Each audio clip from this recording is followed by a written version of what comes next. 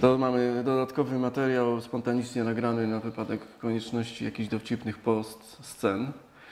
Już nam się nazbierało. Natomiast z meritum pozwolisz, że trochę smaltretuję Cię w kilku pytaniach, których byłaś inspiracją. Po to przyszłam.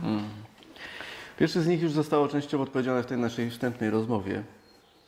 Za to Cię nienawidzę najbardziej. Czy Ty uważasz się za kontynuatorkę myśli Feldenkraisa, czy może metoda w Twoim wcieleniu stała się czymś innym? I co jest ewolucją tej metody, jeśli jest taka coś? Samo słowo metoda. Nieadekwatne, niewłaściwe do tego, czym to jest. Myślę, że gdyby usunąć słowo metoda, to popłynęłoby inaczej i w tej chwili funkcjonowałoby w naszej samoświadomości, tak jak funkcjonuje myśl, że do życia niezbędny jest nam tlen. Że książki nas rozwijają, jeśli są uważnie przeczytane i mądrze napisane. Że jak długo żyjemy, tak długo jest ruch, który rodzi życie, rozwija nas. Na wszystkie te pytania już odpowiedzieli filozofowie, jakby tak przyjrzeć się historii filozofii. Może nie wymyślił metody, może odkrył fundamentalną zasadę naszego rozwoju, że nie ma rozwoju bez ruchu. Ruch, jeśli nie jest potraktowany jako świadome wydatkowanie energii, patrz, aerobik, inne formy gimnastyki odchudzającej, ruch, który nie jest nastawiony na cel, kiedy cel przysłania nas samych, tylko ruch wykonywany tylko po to, żeby doświadczyć siebie w tym ruchu, staje się motorem rozwojowym. I może jedyne, co zrobił, to opracował, wymyślił, na tym polega jego geniusz. Jego geniusz polega na tym, że pozwolił sobie na doświadczenie ruchu dziejącego się w nim i tak bardzo go to zachwyciło i był na tyle genialny, że zaczął tworzyć zabawy ruchowe, zapisywać je, bo sądzę, że każdy z nas tworzy takie zabawy ruchowe, No natomiast nie przywiązuje do nich ważności. Nie przywiązujemy uważności do tego i nie zapisujemy ich. I on to zapisał, zamknął w cyklu świadomości poprzez ruch. Tak samo jak rozmowa z drugim człowiekiem, bo to, co Moshe robił na stole i to, co my nazywamy integracją funkcjonalną, nie jest żadną integracją funkcjonalną, jest formą rozmowy człowieka z człowiekiem. Jest to rozmowa polegająca na nieinwazyjnym. Tym się różni integracja funkcjonalna, lekcja integracji funkcjonalnej od rehabilitacji ruchowej. Tu nie ma ani celowości, nie mam celu zrobienia cię lepszego. Zadaję pytanie w ten sposób, żebyś doświadczył to pytanie w sobie i sam sobie odpowiedział. To jest spore ryzyko, prawda? Bo odpowiedzi może nie być, może ktoś nie mieć właściwości odpowiadania na to. Odpowiedź zawsze jest. Odpowiedź może być nie tą odpowiedzią, którą wydaje nam się, że szukamy. Ale ta odpowiedź zawsze jest. Nie ma takiej opcji, nie ma takiej możliwości. I w tym wypadku, jeśli nie ma przemocy, nie ma niewłaściwego pytania. Bo dotykając cudzej kosteczki też nie wiemy, jakie pytanie ta kosteczka zada. Tak naprawdę, kiedy ja biorę kość udową, ja nie wiem, w którą stronę ta kość udowa będzie chciała iść i z jaką siłą dotknie panewki stawowej i z jaką siłą odbije i w jakim kierunku od tej panewki stawowej. To jest chyba jedno z takich najbardziej dziwnych aspektów pracy tutaj, że nie można lepiej nazwać tej informacji jak wola kości na przykład, że tam istnieje jakiś rodzaj, co ona chce, prawda? Mądrości. Aha. Mądrości bycia sobą. Mądrości egzystencjalnej, ale mądrości egzystencjalnej, gdzie do świadomości bycia sobą, świadomości posiadania tych pytań egzystencjalnych i doświadczenia egzystencjalnego potrzebujemy bazy materialnej, cielesnej. Przynajmniej na tym etapie naszej egzystencji tutaj i teraz. To może być naprawdę dobra odpowiedź wszystkim filozofom, którzy bezskutecznie poszukiwali zakorzenienia w tym, co sami wymyślili. Ale tak... Myślę, że to był też problem Moshe, że No to jest wracamy szukał do pytania. uzasadnienia, szukał logicznego, jasnego uzasadnienia mieszczącego się w paradygmacie nauki, którego był wyznawcą. Gdyby pozwolił sobie na bycie renegatem, gdyby pozwolił sobie na niemyślenie o tym, że zasługuje na Nobla, bo zasługuje na tego Nobla bezsprzecznie nawet po śmierci, bo nikt do tej pory niczego równie ważnego, jeśli idzie o rozwój człowieka, niczego nie dotknął. Znów wróćmy do tego samego, bo on nie wymyślił tego, on to po prostu rozpoznał. Tak samo jak Newton też niczego nie wymyślił. Tylko zobaczył. Zobaczył. Był na tyle genialny, że dostrzegł zależności i umiał powiedzieć hej, hej, uwaga, stop, te zależności są i one są obiektywne w tym subiektywnym, doświadczanym przez siebie świecie. Okej, a co jest w tej sytuacji ewolucją w takim razie? Rewolucją? Ewolucją. No, na przykład tego, co zostało zapoczątkowane przez to, co Moshe próbował nazwać za wszelką Wszystko cenę. jest ewolucją.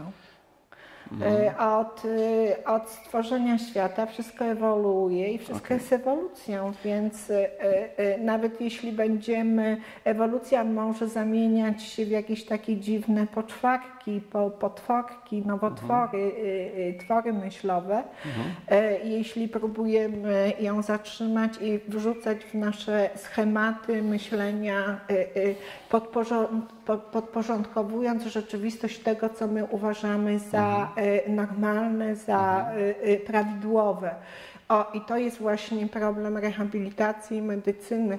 Próbujemy człowieka wrzucić w kanon tego, co my uważamy za poprawne i prawidłowe, prawidłowy schemat rozwoju. Według poczucia bezpieczeństwa, naszego rozumienia tego, co jest prawidłowe. Niedługo będzie Dzień Autysty, Dzień Prośby o Godność, Dzień Prośby o przywrócenie godności, dlatego że tu jest piękny przykład na to, jak to, czego my nie rozumiemy, próbujemy nazwać nieprawidłowością czy chorobą, zabraniając im czy próbując powstrzymać ich rozwój i dopasowywać do naszego kanonu rozumienia tego, czym powinien być rozwój, jak powinien przebiegać rozwój dziecka. To jest coś, co już mi się nasuwa jako następne pytanie tak naprawdę, bo prawdopodobnie będzie o tym, ale chyba wyjdziemy poza program i zadam to jakoś... Pytaj, nie bój się. Powinienem się był spodziewać z Tobą, że tak to będzie.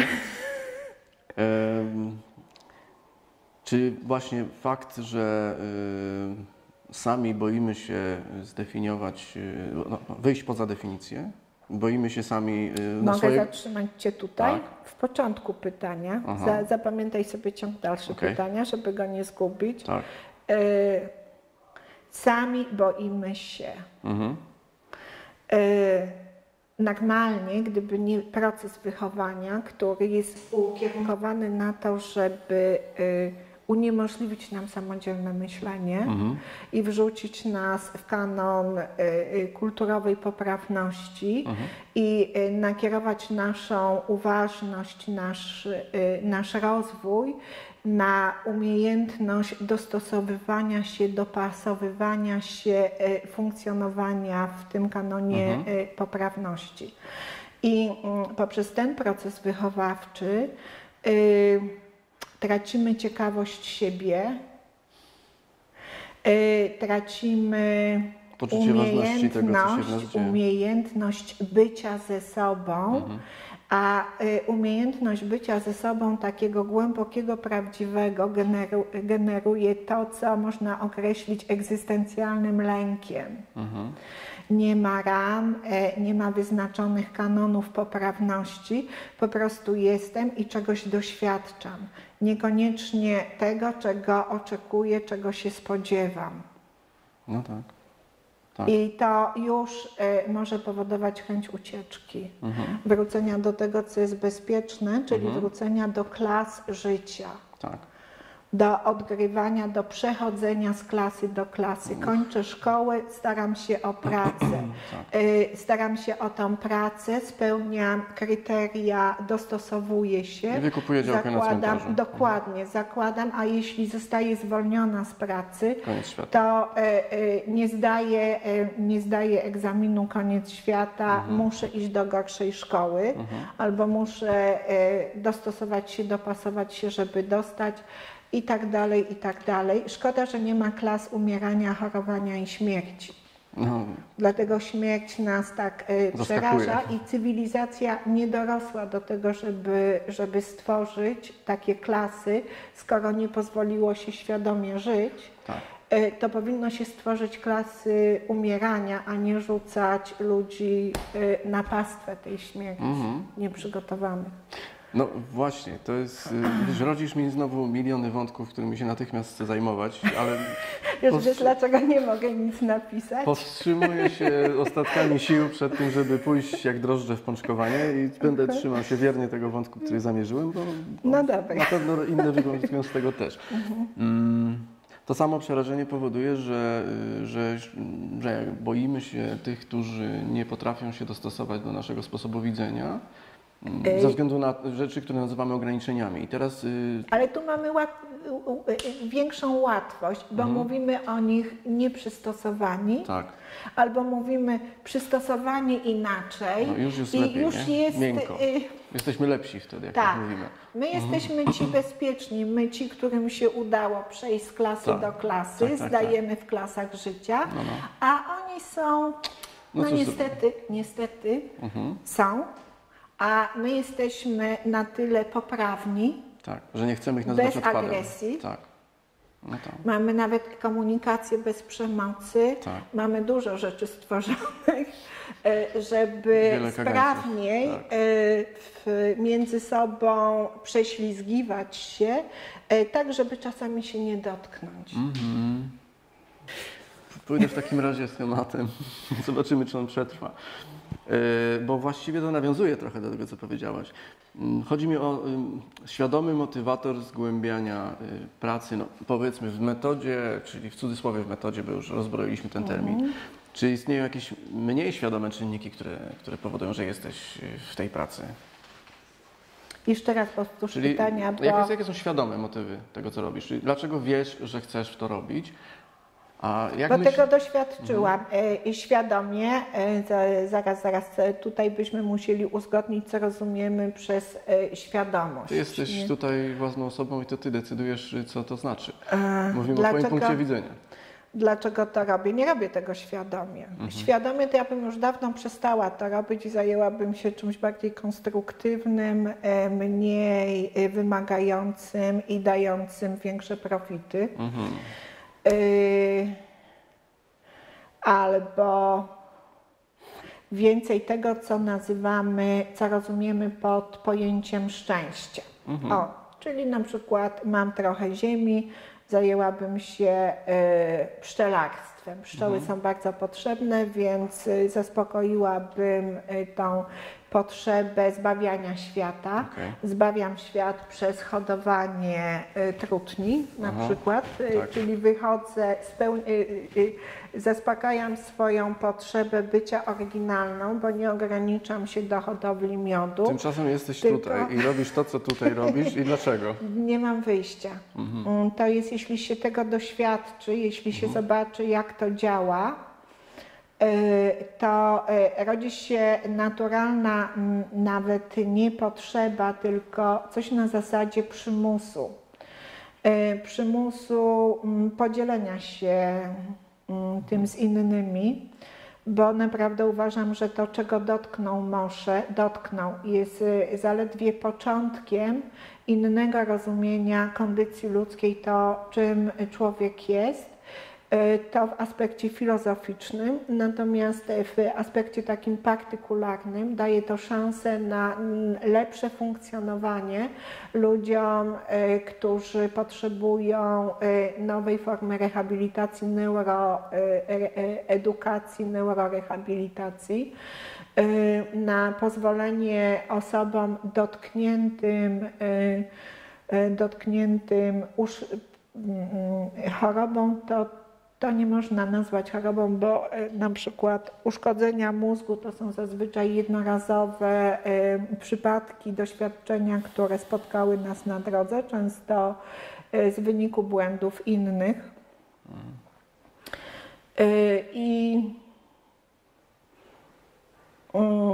ta zasada odkryta przez Moshe, czyli zasada wykorzystywania ruchu do tworzenia nowych połączeń w ramach potencjału, który mi został jeszcze, z założeniem, że mózg ma niezbadane możliwości potencjalnego tworzenia nowych połączeń i nowego potencjału. Więc jest to elementarne narzędzie do słowo rehabilitacja, może zastąpię terapii, neuroedukacją. Będę słowo rehabilitacja zastępowała słowem neuroedukacja. Poprzez doświadczanie się, świadome doświadczanie się siebie pomaga z godnością rekonstruować, tworzyć zupełnie nowe wzorce funkcjonowania w świecie, pomimo uszczerbku, który został zrobiony na układzie nerwowym. Jest jeszcze jeden wątek. To jest tak, jakbym wiedziała, że jest panaceum na raka i to panaceum raka schowała sobie do kieszeni, bo wygodniej mi jest nie próbować przebić się do zbiorowej świadomości. To nie jest pytanie, tylko taka trochę dowcipna uwaga do tego, co mówisz, że kiszenie odkryć dobroczynnych tego rodzaju powoduje, że przestają być dobroczynne. Dokładnie. Tak się stało z Feldenkraisem. Nazwanie to, nie wiem, nawet jestem na tyle niedoukiem feldenkraisowym, bo jestem niedoukiem. Pozwól, że się sarkastycznie roześmieję, no ale że nie znam słowa, nazwy, metoda Feldenkraisa. Nie wiem, skąd ta łatka przypadła Feldenkraisowi, czy sam sobie ją przypiął, czy została mu po prostu przypięta, nie? Tak. To jest tak, jakbyśmy chcieli powiedzieć, że jest fizyczna metoda funkcjonowania wszechświata imienia Newtona. Na której z galaktyk to przykleimy. Dokładnie. To jest Monty Python troszkę. I wtedy wiadomo, że rodzi to lęk przed czymś tak potężnym, stworzonym przez kogoś. W człowieku nie ma mocy stworzenia czegoś tak potężnego. My możemy stworzyć komputer. Tak. Ale komputer tworzymy, bo zostało nam coś dane. Czyli gdybyśmy nie dostali tego mózgu, nie stworzylibyśmy wytworów mózgu myślowych, schematów myślowych i nie byłoby tego komputera, tego światła, kamery, możliwości takiego rozmawiania hej, hej z wami, tak. Jak teraz. Nie? To możemy stworzyć, ale nie możemy stworzyć ruchu, doświadczenia ruchu jako zasady nieustannego rozwoju. Czyli zobacz, ja jestem stara, a ja jestem w tej chwili młodsza niż wtedy, kiedy miałam 15 lat, bo jak miałam 15 lat, przestałam się rozwijać. Uważałam, że już umiem wystarczająco dużo. I cały etap życia przewaliłam bez możliwości uczenia się siebie. A teraz mam trochę lat, dyslektyk jestem, prawie 60 lat mam. Okej, to jest pora, kiedy opadają czuję się, szczęki. Słuchaj, i mówię to z uśmiechem, z zadziwieniem, bo po prostu dopiero zaczynam się rozwijać. To nie jest tylko Bez twoje potrzeby zdanie. noszenia kolanówek, bez potrzeby udawania, że jestem nastolatką. Tak. No, wiecie, nie jest tylko twoje zdanie, jeśli chodzi o ludzi, którzy mają dostęp do pracy Na szczęście. w tym i też nie jest to tylko twoje zdanie w zakresie tych, którzy trafiają do ciebie. To jest coś, co chcę teraz pociągnąć, szczególnie takim wątkiem partykularnym, ponieważ łącznie ze mną kilkanaście, dziesiąt osób uważa się za twoich uczniów. Jestem dumna i czuję się uczniem każdego, kto nazywa mnie swoim uczniem. Jak to się jednak I to stało? jest najpiękniejsze, bo więcej mi dajecie i ja się czuję oszustem. Aha. Nie czuję się oszustem dlatego, że mam lipny towar do sprzedania, bo to, co mam, jest Pierwszej genialne, jakości. ale nie moje. Mhm. Ja po prostu więcej czasu już pobyłam sobie z tym, jak z tego korzystać. Natomiast to nie jest moje.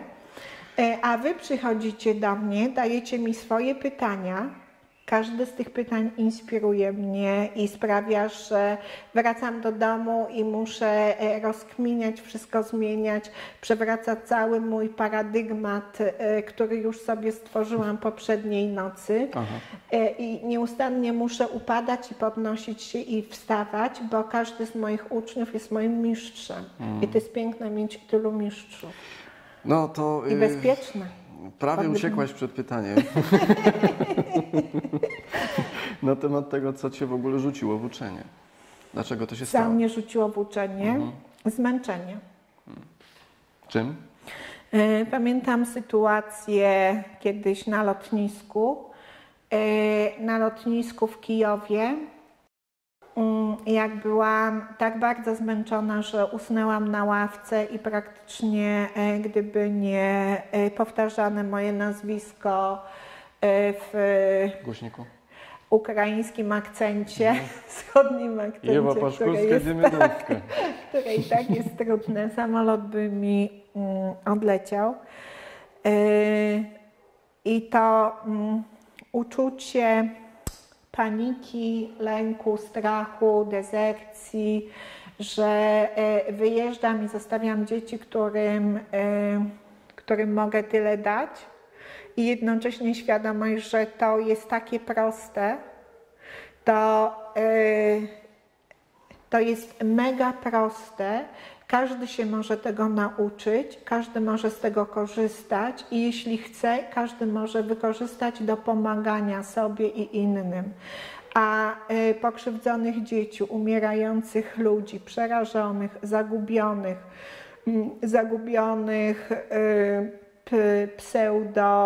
świetnie funkcjonującym w systemie. Ludzi sukcesu. Czyli każdy z nas, niezależnie od tego, jak jest postrzegany na drabinie społecznej, każdy z nas potrzebuje tego kontaktu ze sobą.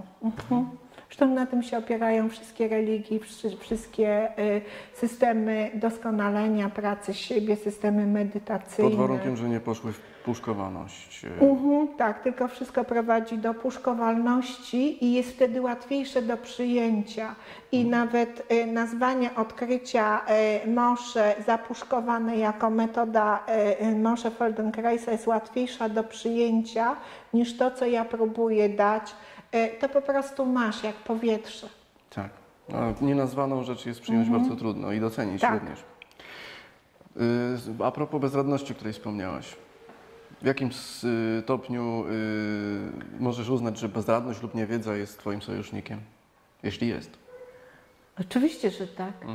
Jakbym była już zaradna, to znaczy jakbym wiedziała, że już zaradziłam, umiem, wiem, to po prostu bym sobie siedziała, piła dobre wino i jadła krewetki, nie? Może bym sensu życia szukała w kolejnej panice, stworzyłabym schemat na ucieczkę od siebie w nieświadomości, że to robię, z podróżowania z kraju w kraj, tak naprawdę przewożąc z kontynentu na kontynent ten sam schemat funkcjonowania, tylko za pieniądze zmieniałabym entourage. Więc ta bezradność jest moim sprzymierzeńcem, bo każe mi szukać i coś robić. A niewiedza fascynuje. Wiedza, no cóż, wiedza to jest już za mną, bo ja już to wiem, już tego doświadczyłam i to jest tylko i wyłącznie paliwo do dalszych pytań i do dalszego szukania. Na tym polega Feldenkrais metoda, na tym polega nieustanny rodzaj. Będą się zmieniać tylko moje pytania. Na razie, ponieważ jestem jeszcze taką młodą gówniarą, to moje pytania krążą wokół rozwoju, wokół rehabilitacji, wokół pomagania, wokół paliatywy, wokół przechodzenia. W momencie, gdy zacznę doświadczać przechodzenia, moje pytania staną się naprawdę głębsze. I myślę, że wtedy dopiero zacznie się ciekawa bajka, jeśli nie zjem wystarczającej ilości cukru czy tłuszczu, żeby zablokować genetycznie dane mi połączenia neurologiczne. Do zadawania takich pytań, szukania odpowiedzi i doświadczania. Myślę, że doświadczanie śmierci to będzie najprzyjemniejsza faza mojego życia, jeśli uda się bez bólu do tego czasu dojść. Jedno z najciekawszych rzeczy tej cywilizacji jest to, że najbardziej rozsądne pytania są zawsze kontrowersyjne. I odpowiedzi również właśnie, a propos tego, co mówisz. Spróbuję zadać głupie pytania albo bardzo tak zwane typowe. Nie ma głupich pytań. Celowo tak mówię, ale prawdopodobnie i tak zrobisz z tego coś, co za chwilę mi usunie połączenia między żuchwą a resztą czaszki. Czym dla Ciebie jest ruch? Życiem.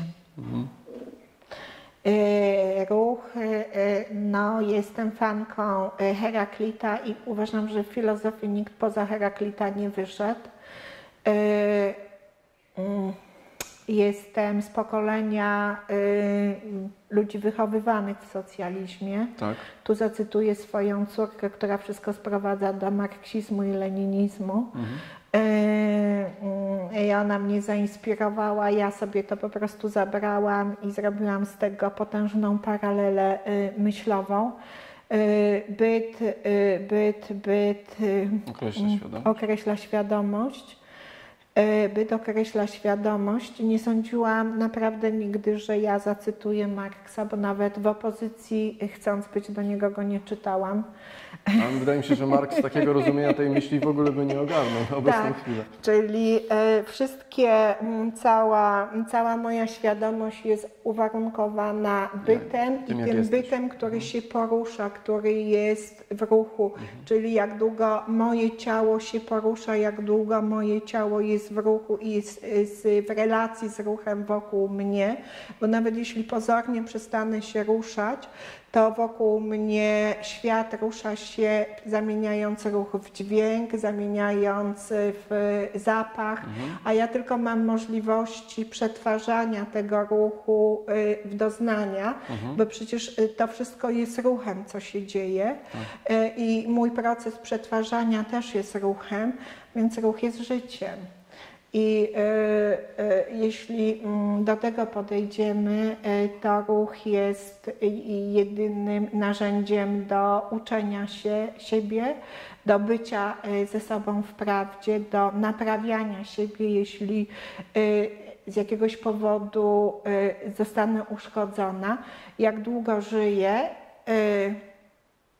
i jak długo cokolwiek we mnie funkcjonuje, czyli na przykład tylko możliwość odbierania zapachu czy dźwięku, tak długo poprzez ten kanał istnieje furtka, nadzieja do rehabilitowania, do neuroedukacji, przywracania mnie na tyle, na ile jest to możliwe w potencjale.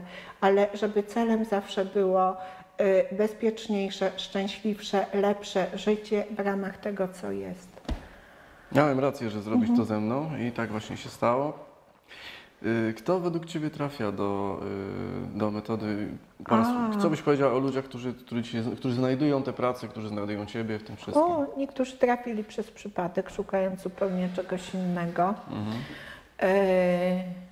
Jak dziewczyna, która do mnie przyszła, chyba sama nie wie, po co do mnie przyszła, Ale na pewno był to problem związany z aparatem ruchu, z chęcią, siedzący tryb życia i chęć poruszenia ciałem, zwiększenia swojej ruchomości. Z tego co wiem, w tej chwili jest w Norwegii kilka lekcji ruchowych sprawiły, że zostawiła pracę, zostawiła dom, zamieniła garsonkę, szalik, pantofle na obcasie, na sandały.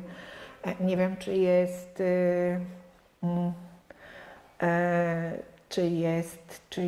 jest zadowolona z tego, ale chyba tak, bo zawsze mogłaby wrócić do tej garsonki, mając dalej prawo do wykonywania zawodu wyuczonego, dającego to, co rozumiemy w naszej cywilizacji jako kariera zawodowa, nie? Spełnienie się zawodowe, spełnienie się społeczne. Przychodzą ludzie, którzy już czują się niedopasowani i szukają czegoś. Większość ludzi trafia przez przypadek z powodu bólu kręgosłupa, skoliozy, problemów z oddychaniem, a ponieważ nie da się naprawiać kręgosłupa bez dotknięcia przyczyny skrzywienia kręgosłupa, więc moment, kiedy dotykamy tej prawdziwej przyczyny skrzywienia tego kręgosłupa, sprawia, że zmienia się wszystko i albo się chce być w tym, albo się ucieka z tego i szuka się czegoś bezpieczniejszego w postaci środków przeciwbólowych, gorsetu, rehabilitacji, która jest bezpieczna, nieskuteczna, ale bezpieczna. I daje przeświadczenie, że ja coś robię, nie? Mało tego, daje dużo kasy na to, więc bardzo dużo robię. No, dobrze, jestem trochę, trudno mi cokolwiek do tego dodać, powiem tyle, ale staram się być maksymalnie obiektywny. Czym jest dla Ciebie samodzielność i w jaki sposób ona się rodzi w pracy, którą wykonujesz? Najtrudniejsza rzecz na świecie. Wszystko w porównaniu z tym pytaniem było łatwe. Zadałeś naprawdę trudne pytanie. Ono mnie również nurtuje, więc mam w tym biznes. Jest to na tyle trudne pytanie, że noszę na palcu obrączkę, którą dostałam z napisem wolność.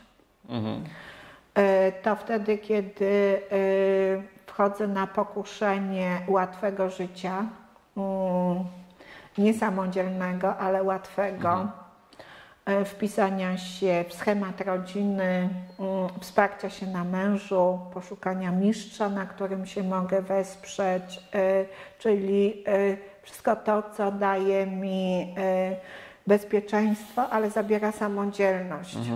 Również samochód, którym jeżdżę, nie kupiłam go dlatego, że mnie na niego stać, bo akurat na niego mnie nie stać. Przekracza absolutnie półkę cenową i półkę rozsądku i nie tego szukałam, chcąc kupić samochód. Kupiłam go dlatego, że nazywa się Renegat. I za każdym razem, kiedy do niego się zbliżam, działa jak memento. Pamiętaj, nie strać samodzielności myślenia, nie wchodź w te kolejny. Tyle, nie? Ale to jest trudne, to jest najtrudniejsze, bo to generuje samotność i to generuje od razu ze sobą odrzucenie. Jak się ma metoda do kreacji takiej samodzielności? Czy to jest związane? Tak. W momencie, kiedy rezygnuję z tej samodzielności, przestaję się uczyć i zaczynam zamieniać w to w jakieś przepoczwarki ruchowe, czyli tworzę jakieś systemy, metody, schematy. Tak. No tak.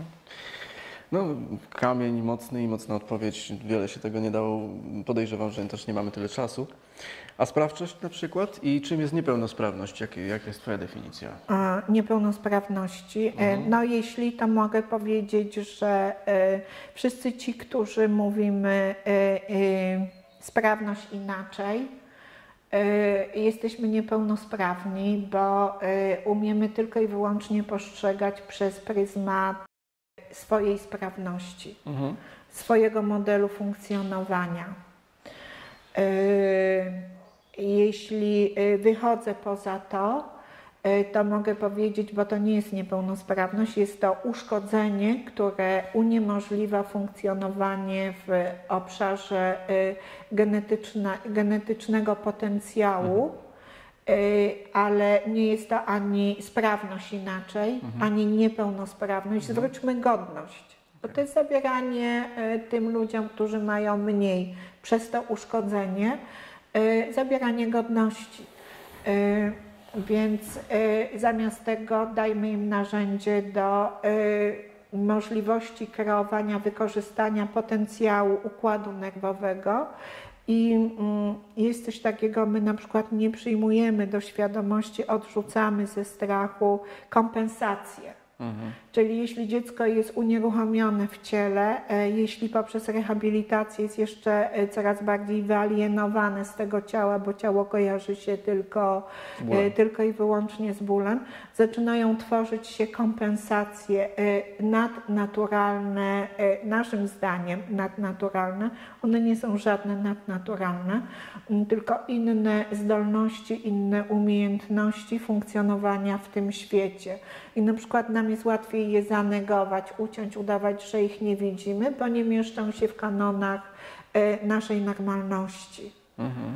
Czyli jakby na to nie spojrzeć, za każdym razem okradamy i dokopujemy tym, co mają trudniej,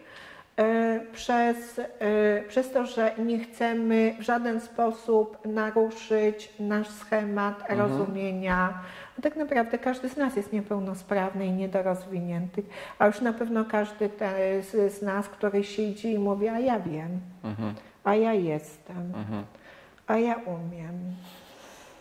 No to już jest taka samo wyłączenie się. Tak. To już stawiasz się w sytuacji człowieka, który w tym momencie pikuje prosto w dół.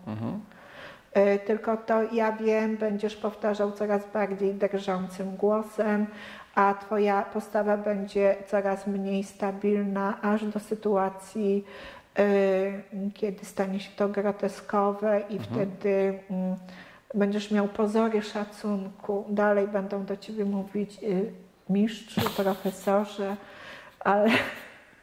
ale to już będą pozory szacunku, bo ten, który mówi z pozorem szacunku mistrzu, stawia się w sytuacji, a ja wiem.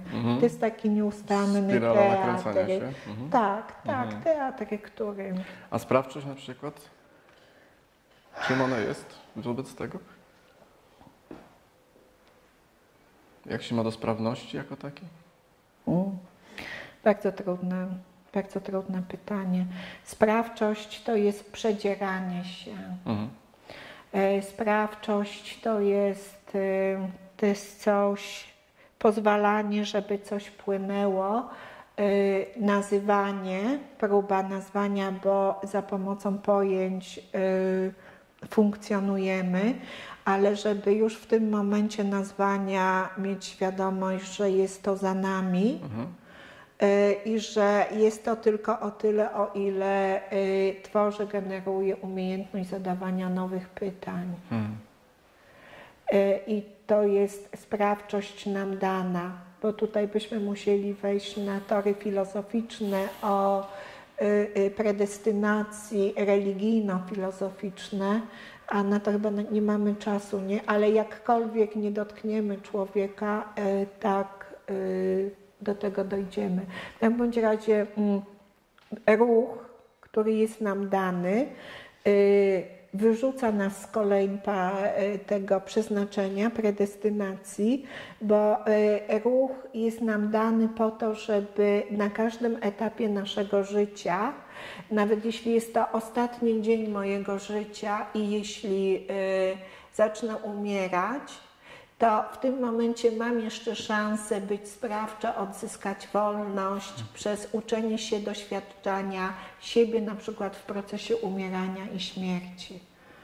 Więc to jest sprawczość. Nie? To jest piękne, że niezależnie od tego, czy mam 100 lat, czy 10 lat, tak zostałam stworzona. Ja mówię, że gdybym była ateistą, to i tak musiałabym, jak wielu fizyków, paść na kolana, bo jest to po prostu niemożliwością. No ale tutaj znów wchodzimy w ten. Dostaliśmy narzędzie, czy mamy narzędzie do nieustannego komunikowania się z sobą, nieustannego rozwoju, a jeśli jest rozwój, to jest wolność, w ramach wszechświata. Duża sprawczość. Wchodzisz w interakcję z dziećmi, które mają... Z mistrzami, z moimi małymi mistrzami, uszkodzonymi przez ludzi zazwyczaj. Pracują z odszukiwaniem własnej godności, w taki sposób, jaki ty z nimi współdziałasz, ale masz do czynienia nie tylko z dziećmi, ale bardziej już z całymi rodzinami. I z tego, co ty mówisz, twój punkt widzenia, ja się niego nauczyłem, że nie da się zrobić długotrwałej i stabilnej formy pomocy bez angażowania tych rodzin, przynajmniej rodziców. Nie da się, bo dziecko jest uzależnione od rodziny, od rodzica. Co jest wyzwaniem tutaj dla ciebie największym, kiedy ty... System. Największym wyzwaniem jest system. Bezradni, przerażeni rodzice wrzuceni w system. Pytania, bo nawet jeśli matka widzi bezskuteczność tego, co robi, tak. Mała skuteczność, niewystarczająca, za każdym razem padają pytania, a co zrobiłaś, ile dałaś z siebie. I to jest presja nawzajem na siebie wywieramy tą presję. Czyli bliscy wywierają presję na matkę, co ty zrobiłaś, żeby pomóc temu dziecku. Tak. I ona nawet jeśli już miała powiedzieć, rezygnuję, moje dziecko cierpi, nie będę mu zadawała dodatkowego cierpienia przez twardą, behawioralną rehabilitację. Ona w tym momencie mówi, dobrze, pójdę jeszcze raz i jeszcze i tak nie ma końca. Ale idąc, zadaje rehabilitantowi, terapeucie pytanie, kiedy moje dziecko w końcu zacznie chodzić, mówić, kiedy w końcu będzie normalne. Co sprawia, że ten rehabilitant stara się jeszcze bardziej w ramach systemu, w ramach wiedzy, którą ma, robi najlepiej jak może. Naprawdę bardzo chce i bardzo często dochodzi do przedwczesnego wypalenia zawodowego, tylko dlatego, że nie widzi się efektu i nie umie się nawet połączyć tego, że im bardziej staram się i chcę, tym gorszy efekt jest, bo może gdybym sobie odpuścił i tak bardzo nie chciał. I tu jest, przepraszam cię najmocniej, to jest straszna herezja. Tak jest to odbierane. Jak mam nie chcieć wyzdrowienia? Tak. Jak mam nie chcieć wyzdrowienia, albo jak nawet ja próbuję rodzicowi powiedzieć, słuchaj, pozwól swojemu dziecku, zadaj pytanie, czy twoja potrzeba jest potrzebą twojego dziecka. Jak rodzic mówi, chce, żeby raczkowało, ależ tak, ono chce raczkować. Przychodzi matka z autystycznym dzieckiem, mówi, które cierpi, absolutnie cierpi fizyczny ból na skutek przetwarzania danych dostarczanych przez zmysły i mówi, dlaczego moje dziecko nie może się nauczyć porządkować pokoju. Pozwólmy dzieciom żyć tak, jak chcemy dla siebie, poszanowania dla swojej inności. Tak, uszanujmy tą inność rozwojową swojego dziecka, wspomóżmy w ramach tego, czym to dziecko dysponuje. Wyprzedzę trochę swoją rolę i powiem, że teraz przemawia za tobą nie tylko jakaś genialna forma olśnienia, ale również rezultaty, które wynikały z faktu braku nacisku na rezultaty. Tak, ale to zrobiliśmy stronę, ta strona nazywa się Feldenkrais dla dzieci. I staraliśmy się zrobić tą stronę jak najbardziej obiektywnie, bez nawet zadawania matkom pytań, które sugerowałyby odpowiedź. Mało tego, wszystkie te odpowiedzi, te fragmenty, te wypowiedzi czy te filmy, które wskazywały, jak bardzo nie ingerowanie w rozwój, tylko pomaganie poprzez pytania ruchowe dziecku w samorozwoju, jak bardzo pomagają tym dzieciom, bo baliśmy się rozdmuchania nadmiernych nadziei rodziców. I myślę, że to był ta nasza nadmierna ostrożność, żeby nie rozbuchać nadziei rodziców, nie powiedzieć, patrzcie, mamy narzędzie, które działa. Być może, które działa. Dlatego, że tak, jest to narzędzie, które działa i zawsze, ale jak z każdym narzędziem, jeśli niewłaściwie podasz to narzędzie, albo z tego narzędzia można zrobić nową formę molestowania. To jest pytanie, kto nie powinien używać metody Feldenkraisa? Kto sam nie, kto wie, kto już umie, kto wie, kto nie poszukuje i nie uczy się na sobie, nie próbuje doświadczać tego na sobie. I to jest największy kłopot tej metody. Nie metody, znów się wycofuję. Największy problem w przeniknięciu do powszechnej świadomości jest wysiłek, jaki musimy włożyć w zdobycie tej wiedzy. Bo jest to jedyna możliwość, to jest doświadczenie procesu uczenia się na sobie i nieustanne doświadczanie na sobie. Jak to przebiega u Ciebie? No, mam renegata zamiast samochód, mam obrączkę na palcu i za każdym razem, kiedy wydaje mi się, że już wiem, muszę wysiąść z tego samochodu i zobaczyć ten napis renegat, albo błyśnie mi obrączka i wiem, że muszę się znów uczyć i doświadczać siebie. I to jest to, co egzystencjaliści nazywają bólem egzystencjalnym.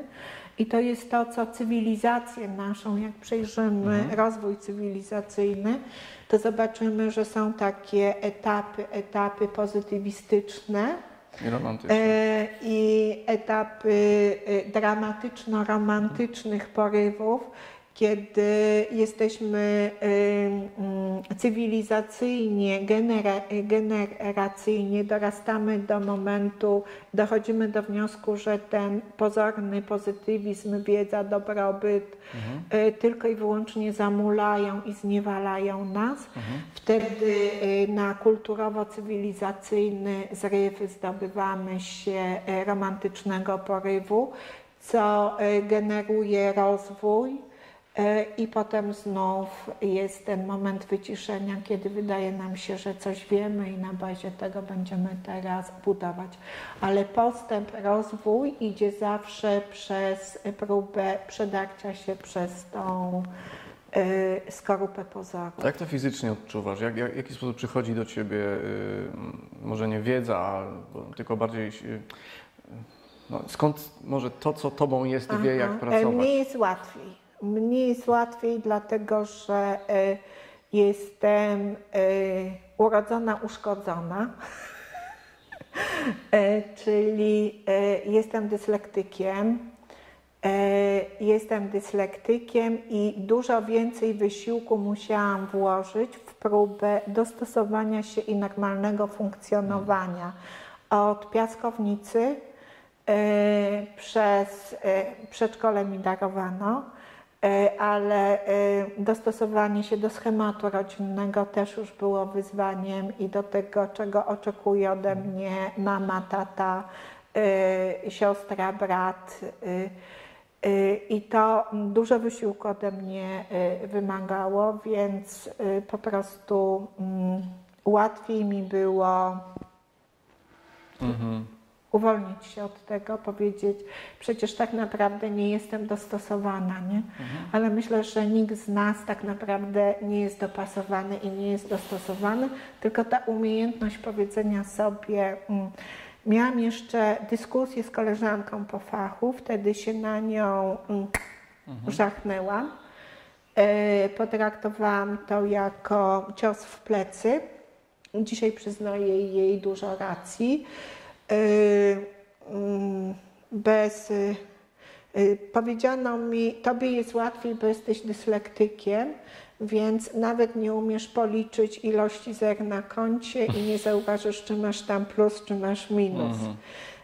I to określenie mnie oburzyło, a to było odnośnie niedostosowania się do schematu, do kanonu, do systemu. Do ograniczenia. Do konieczności zarobkowania, żeby przetrwać, nie? A teraz myślę, że tak, dlatego mi jest łatwiej, nie?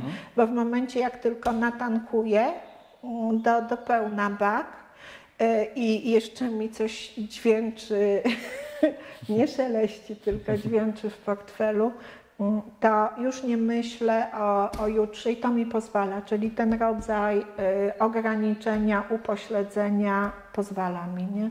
Łatwiej żyć. Czyli znów redefiniujemy Czyli jest to ograniczenie, uszkodzenie, które pomogło mi w rozwoju, ale każdy z nas ma jakieś i myślę, że to, co my nazywamy dziurą, tak jak kamień, jeśli weźmiesz, był okres, że jak błędna zbierałam na plażach wszędzie kamienie, które zawierały dziurę w sobie i obserwowałam wokół tej dziury większą ilość materii nagromadzoną, kompensację. I zachwycałam się tymi i to się rozpoczęło w Szwecji, kiedy trafiłam do Szwecji na anglojęzyczny kurs. Nie znając języka, mając finansowe zabezpieczenie dokładnie na dojechanie i wrócenie, zakładając, że nie będę musiała kupować 2 kromek chleba więcej i że nic się nie wydarzy, co narazi mój stan portfela na niemożność powrócenia, nie?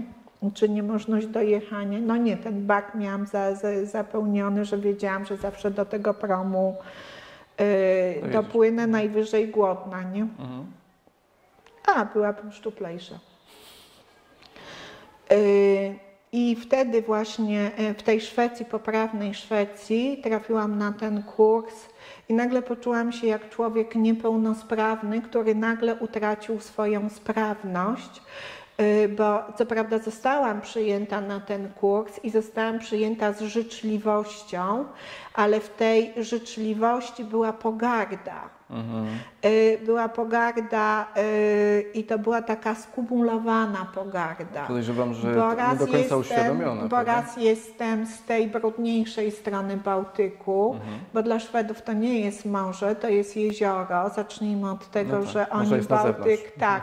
Więc ja jestem z tej drugiej strony jeziora i z tej strony jeziora przychodzi do nich brud. No tak, brudna woda. Cywilizacyjnie to jest tak więc postrzegane. Cywilizacyjnie funkcjonujemy znacznie poniżej.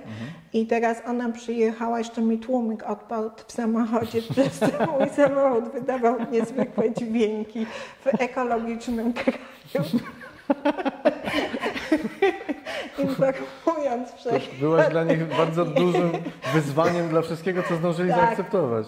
Tak, ale dla nich byłam wyzwaniem, ale dla mnie funkcjonowanie dzień w dzień, wejście na taką salę, gdzie 40 osób aż swoją postawą mówi tylko nie kładź się koło mnie, tylko nie zmuszaj mnie do sytuacji, że muszę ci powiedzieć cześć albo w ogóle cokolwiek muszę, bo taki był początek, nie? Pamiętam sytuację, jak w toalecie zbiorowej, tam kilka takich kabin, nie? Wyszłam do toalety i jakaś Szwedka czy Norweżka, no nie wiem, bo tam nie rozróżniałam ich za bardzo, akurat chciała wyjść ze swojej klatki kabinowej, ale musiałaby narazić się na kontakt ze mną, która wchodzi i zobaczyłam to wyjrzenie i to bezpieczne I cofanie się. zamknięcie się. Teraz jest to nawet zabawne, jak się to mówi, ale wtedy to było bardzo trudne doświadczenie. Tak, wykluczające.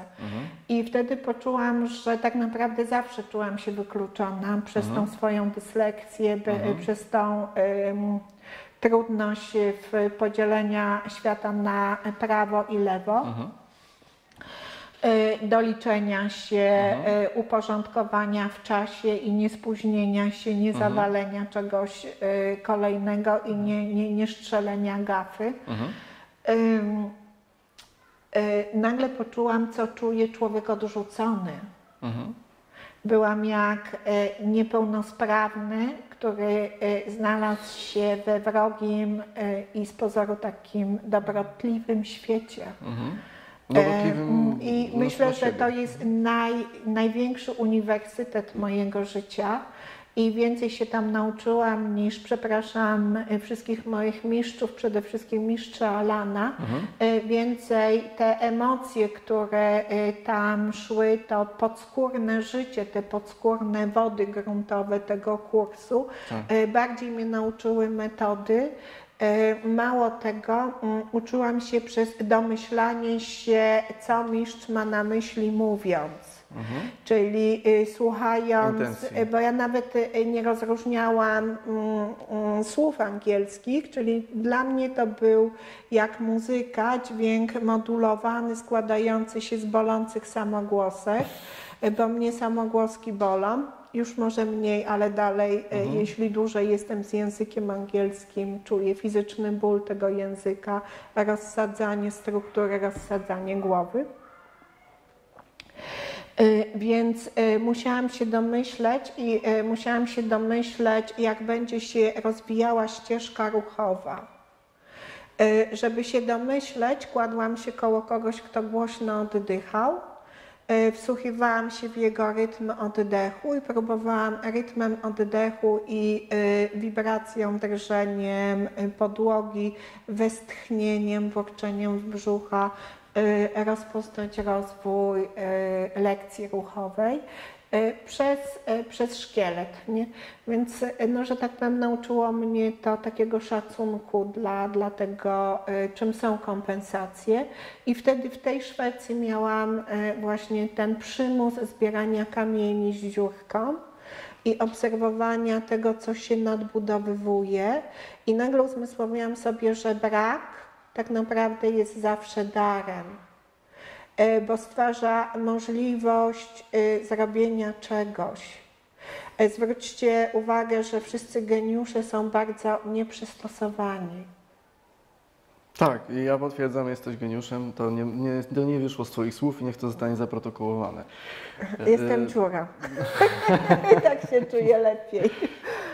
I te dzieci niepełnosprawne, wszystkie, to co my nazywamy niepełnosprawność, one są geniuszami przetrwania, geniuszami funkcjonowania i są naprawdę mistrzami. I w momencie, kiedy pozwoli się sobie pozwolić, zobaczyć to bogactwo, które nas wprawia w zakłopotanie, wtedy pozwalamy tym dzieciakom się rozwijać. Tak. Nie chowamy się w kabinie toalety. Tak, tak. Wystarczy, matko, ojcze, że się nie schowasz w kabinie i zmierzysz się z geniuszem swojego dziecka, które uważasz za dziecko poszkodowane, biedne i niepełnosprawne.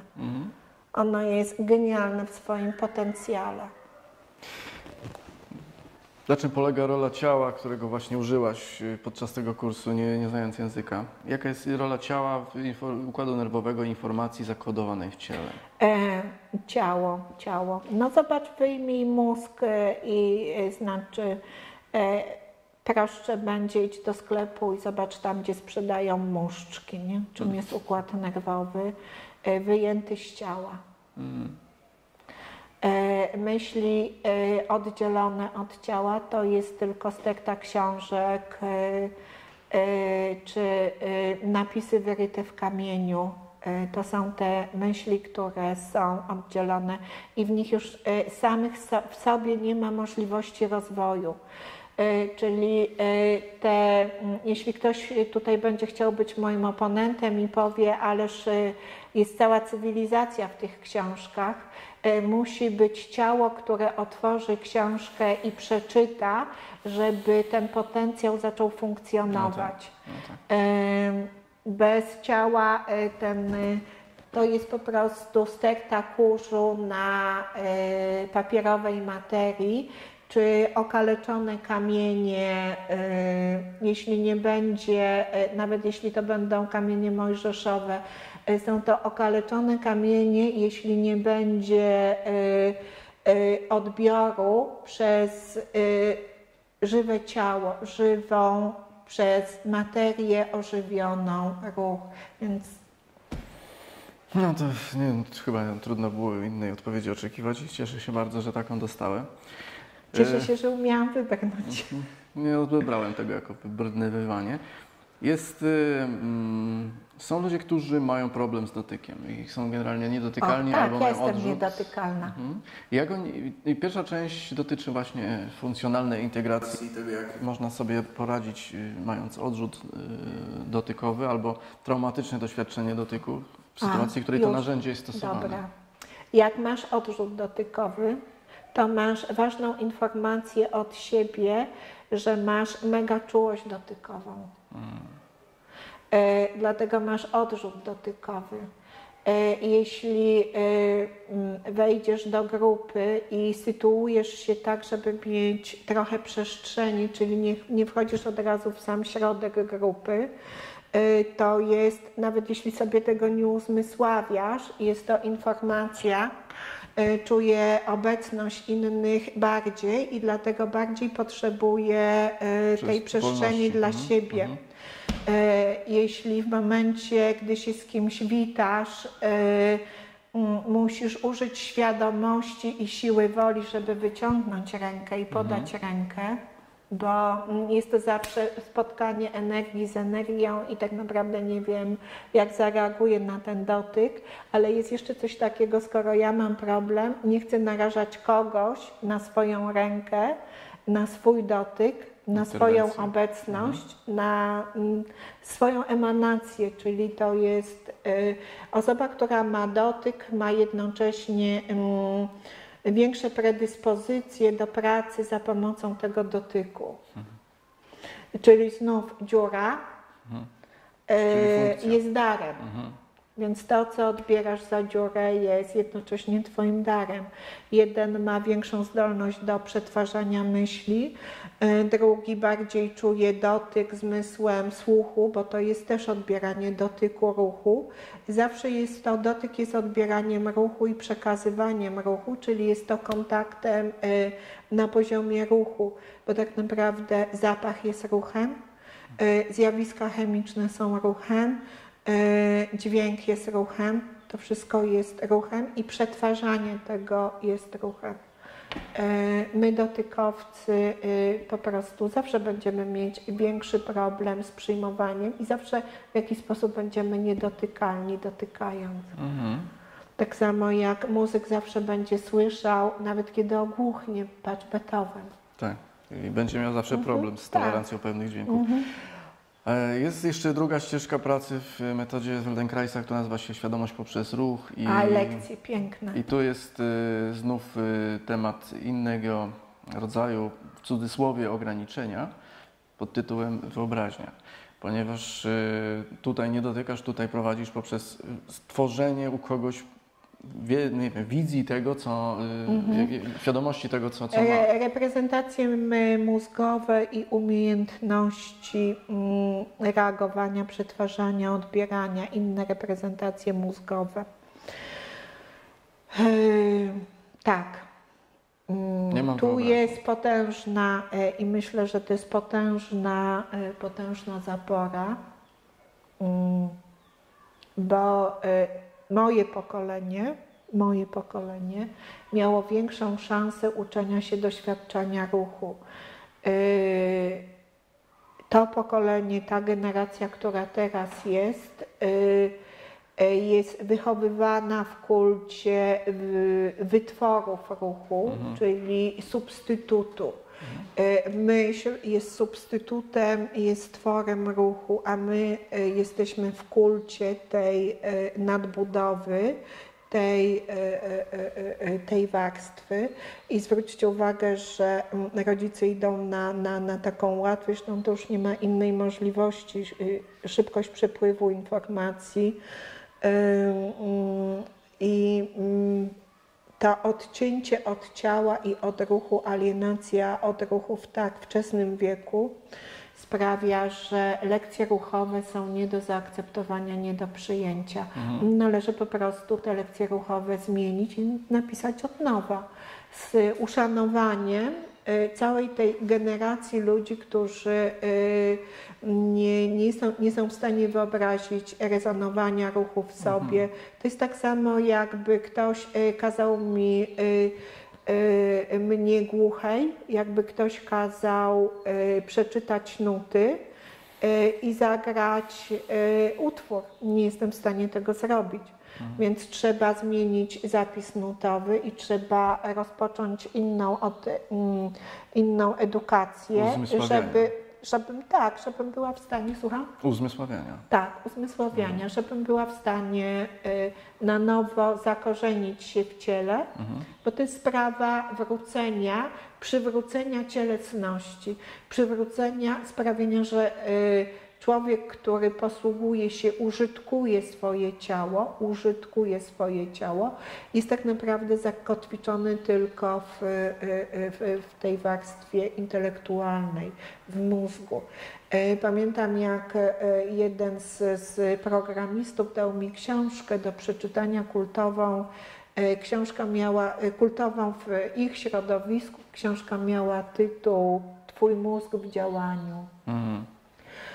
Do dzisiaj tą książkę mam, ona jest pokryta warstwą kurzu, bo mam odruch niechęci przy próbie dotknięcia jej, ale jednocześnie nie chcę jej stracić z pola widzenia, bo to jest problem generacyjny, mózg w działaniu. No właśnie. Jesteś mózgiem, chcesz stać się swoim mózgiem w działaniu. I to podano mi jako książkę, która ma mnie inspirować i pomóc mi rozwinąć się i zrozumieć. Byłam poproszona o stworzenie gimnastyki, ćwiczeń dla osób funkcjonujących na takiej skali.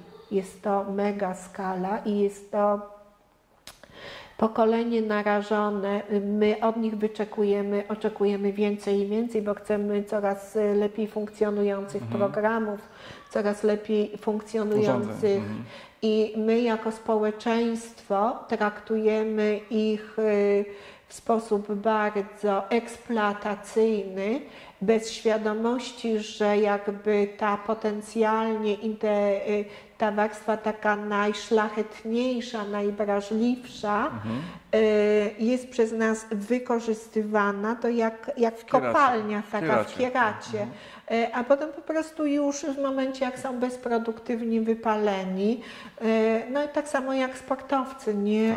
Tak, to jest warstwa, idzie na bocznicę, a generacja wyprodukuje nam nowych geniuszy przez dawanie im laptopów od kołyski, od urodzenia. Wcześniej zaczną pisać programy, wcześniej zaczną odkrywać, tworzyć, produkować. Myśl bez ciała nie może funkcjonować, więc to wypalenie musi iść bardzo szybko i ich życie kreatywne, twórcze, bez bólu, bo później są efekty w postaci niemożności słyszenia ciszy, braku czarnego obrazu pod oczami, niemożności funkcjonowania rąk bez zawieszenia ich na szelkach, bo szkielet, mięśnie, układ nerwowy, mięśnie i szkielet sobie poradzą, ale mózg, układ nerwowy nie jest nauczony utrzymywać ich w tej pozycji. Mózg nauczony jest poruszać nimi więc tu się kończy, zawieszam na szelkach i znów kładę na klawiaturze. Układ nerwowy nie miał konieczności, nie był wrzucony w konieczność nauczenia funkcjonowania mnie z rękoma bezproduktywnie zwieszonymi. Albo układ nerwowy nie wie, co zrobić z oczami, które są zamknięte i nie wglapiają się w jeden punkt ruchomy, przesuwający się, czyli nie ma zogniskowania i przesunięcia obrazu. I wtedy on szaleje i to pojawia się potężny dyskomfort. Poza pracą czuje się jak przerażone, zaszczute zwierzę. No właśnie, to jest cała odpowiedź na pytanie, dlaczego gladiatorzy, tak potężni wojownicy poza areną nie byli w stanie sobie poradzić. Dokładnie. Co w takim razie komfort, i to jest chyba już ostatnie pytanie. Komfort, nie wiem, nazwać terapeuty, praktyka. Jak ważny jest dla niego i dlaczego mówisz, że powinien być na pierwszym miejscu zapewniony temu, który działa, który daje pomoc? Bo komfort, zależy co rozumiemy przez komfort, bo dyskomfort, ale to będę cytowała Alana, nie? To jest, patrz, wywiad z Alanem, nie chcę tego powielać. Dyskomfort jest przez nas bardzo często odczuwany jako komfort, z tym, że Alan nie powiedział, ja to dopowiem. Lęk egzystencjalny. Przestaliśmy czytać poezję. Kościół, religia jest z instytutu Zjonalizowana. no, do tego stopnia ze strachu przed naszym wolnomyślicielstwem, bo samodzielne wgłębianie się w słowo sprawia, że myślimy. Tak. Więc zwróćmy uwagę, no ja tutaj mogę mówić o Kościele katolickim, w którym jestem wychowana, przez który zostałam wychowana i wiem, jak bardzo mało jest tam przestrzeni na samodzielne studiowanie, samodzielne doświadczanie religii, Jak większość samodzielne systemów. doświadczanie kontaktu z Bogiem. Właśnie przez to uczucie komfortu. I my wychowani w takiej niesamodzielności, i to sprawia, że moment, kiedy zaczynamy myśleć o tym, czym jestem, kim jestem, gdzie jest Bóg, jeśli nie dane mi było uczyć się, wychowywać, żyć z takimi myślami, sprawia, że ja się boję. Tak.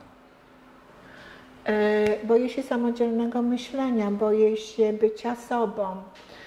Kiedy ja będę w komforcie? Ja będę w komforcie wtedy, kiedy będę mogła jeździć samochodem bez napisu Renegat i kiedy będę mogła zdjąć tą obrączkę i nie bać się, że znów zacznę się bać wolności. Znów będę szukała tego złudnego poczucia komfortu